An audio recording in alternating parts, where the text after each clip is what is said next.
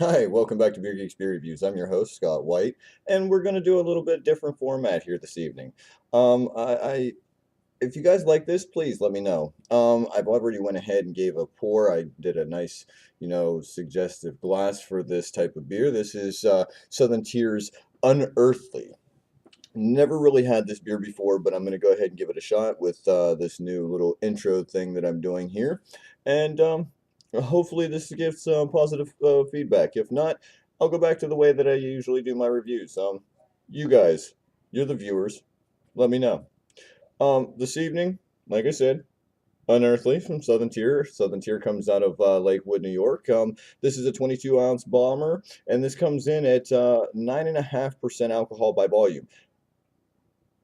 Right there. This is a big beer, but as for a big beer, we're about to find out the flavors and the aromas, and I'm going to give you my final thoughts on it. But let me give you a little information off the top of the rip right here. Now, this says right here, brewed with 4 varieties of hops and 3 types of malt. 9.5% alcohol by volume. It does not list any types of IBUs here because this is an Imperial IPA. Now, as an Imperial IPA, they should actually give you some type of IBUs off of this. They only say that the bitterness is high. They give you a little color profile. They say this is a light copper color. Now, without my other light on over there, just by looking at the computer, this is a really copper color. Now, if I take this up and look at it over here, um, yeah, I can agree with that. I mean, it is a very nice copper color. I would say copper-esque, almost. This does have a few hues of like yellow and even almost a really pale um yellow down here around the rims. Um, they sit there and give you aroma and flavor right here on the bottle. But let's find out for ourselves, man. Now, I did look up a little bit of information because I was searching for those IBUs and I still cannot find them. But when I went over to the website, a little things, were a little different over there than even right here on the bottle. So I don't know if this is a suggestive compared to what they have on the website, but I don't know. Let's go ahead. Man, you've seen the head on it. I can't stir it up very much because I actually topped this one off pretty darn good tonight. Man, that head does stick around. It is nice and fluffy up on top. It's nice, tight, laced bubbles. Um, I would agree with their notations of the carbonation. The carbonation is a medium carbonation. It's not very streamy. It's just very slow. Um, I'm very interested in getting into this. Let me go ahead and get a nose up in here.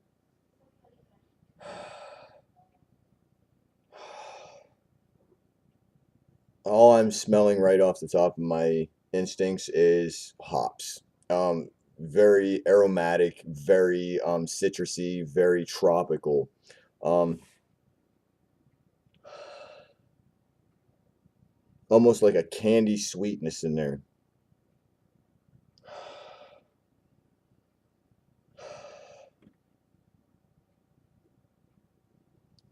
Little bready note, but it's very, very slight. That the hops just power this beer. It just overpowers any other aroma that you're gonna get, man. I got to get in here and get a taste.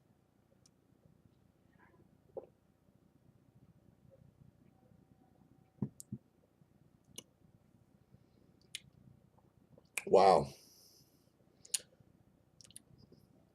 It's almost like it's got a medium to full mouth feel. I want to say medium, but there's just like so much abundance of like a resin feel to it. It's very, you do get a little bit of like resinous on like an oil feel from the resin.